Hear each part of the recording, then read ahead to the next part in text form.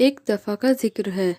ایک گھنے جنگل میں بلبل نے اپنے گھر کے پاس ایک بہت ہی بڑا اور خوبصورت سوئمنگ پول بنایا ہوا تھا۔ اس بلبل کے 2 بچے تھے۔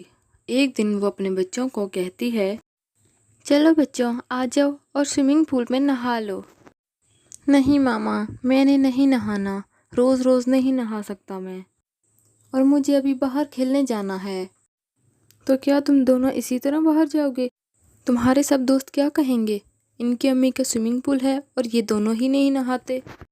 اگر تم دونوں نے میری بات نہ مانی تو میں تم دونوں کو باہر کھیلنے نہیں جانے دوں گی۔ اچھا ٹھیک ہے امی، ہم نہاتے ہیں۔ اس کے بعد دونوں بچے سوئمنگ پول میں نہانے لگتے ہیں۔ کچھ ہی دیر میں وہاں ایک چڑیا اپنے 2 بچوں کو لے کر آ جاتی ہے۔ ہاں بولو چڑیا بہن، کیا کام ہے؟ مجھے اپنے دونوں بچوں کو اس سوئمنگ پول میں نہلانا ہے، اور دیکھو میں تمہارے لیے چیریاں بھی لے کر آئی ہوں۔ اس کے بعد چڑیا اپنے دونوں بچوں کو وہاں نہلا لیتی ہے۔ اسی طرح باری باری جنگل کے باقی پرندے بھی اپنے بچوں کو لے کر اس سوئمنگ پول میں نہلانے کے لیے لاتے ہیں۔ جو پرندہ چیریاں لاتا، بلبل اپنے سوئمنگ پول میں اسے نہانے کی اجازت دیتی۔ ایک دن ایک چڑیا اپنے 2 بچوں کو لے کر بلبل کے سوئمنگ پول پر آئی اور کہنے لگی، بلبل بہن، کیا میں اس سوئمنگ پول میں اپنے دونوں بچوں کو نہلا سکتی ہوں؟ لیکن میرے پاس چیریاں نہیں ہیں۔ اگر چیریاں نہیں تو نہانے کی اجازت بھی نہیں۔ بلبل بہن، میں تمہیں بعد میں چیریاں لا دوں گی، لیکن میرے بچوں کو تو نہانے دو۔ اگر چیریاں بعد میں لاؤ گی تو نہانے بھی بعد میں آنا۔ بلبل بہن میرا بھروسہ کرو، تم انہیں نہانے دو، میں بعد میں تمہیں سچ میں لا کر دوں گی چیریاں۔ اور تمہیں تو پتہ ہے میں زیادہ ادھار کسی کا بھی نہیں رکھتی۔ بلبل نے چڑیا کی ایک نہ سنی اور اسے جانے کو کہا۔ چڑیا اپنے بچوں کو لے کر وہاں سے چلی جاتی ہے۔ جنگل سے بہت دور ایک ندی تھی۔ چڑیا اپنے بچوں کو وہاں نہلانے کے لیے لے گئی۔ اتنا لمبا سفر طے کرنے کے بعد چڑیا آخرکار ندی تک پہنچ گئی۔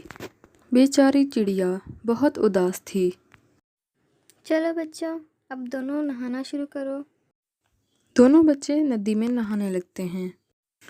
ندی سے اپنے بچوں کو نہلانے پر وہ چڑیا سوچنے لگتی ہے کہ کل کسی طرح بھی دوسرے جنگل جا کر مجھے چیریاں لانی ہی ہوں گی۔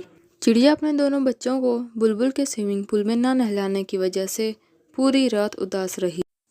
اگلے دن صبح ہوتے ہی اس نے سوچا، اگر میں چیریاں لینے چلی گئی تو ان دونوں کا خیال کون رکھے گا؟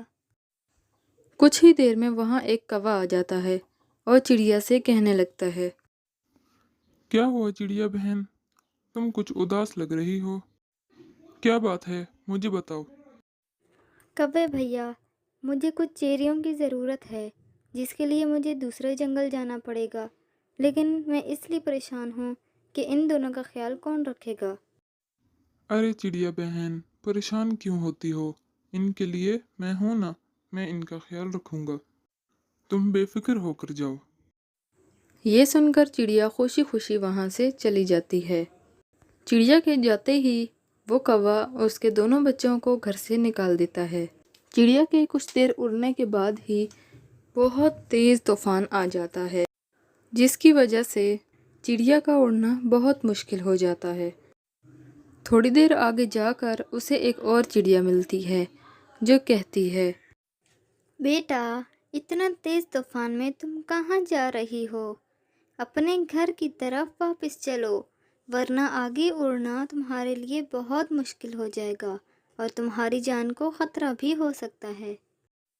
اس کے بعد وہ چڑیا اسے اپنے گھر کی طرف لے جاتی ہے اور کہتی ہے، دیکھا بیٹا، میں نے کہا تھا نا تھوڑی دیر تک بارش شروع ہو جائے گی، آؤ بارش ختم ہونے تک تم میرے گھر میں ٹھہر جاؤ۔ اتنی تیز بارش دیکھ کر وہ چڑیا اپنے بچوں کے لیے پریشان ہو جاتی ہے، اور دوسری طرف وہ کوا چڑیا کے گھر میں سکون سے سو رہا تھا، اور بیچارے بچے باہر بارش میں بھیگ رہے تھے۔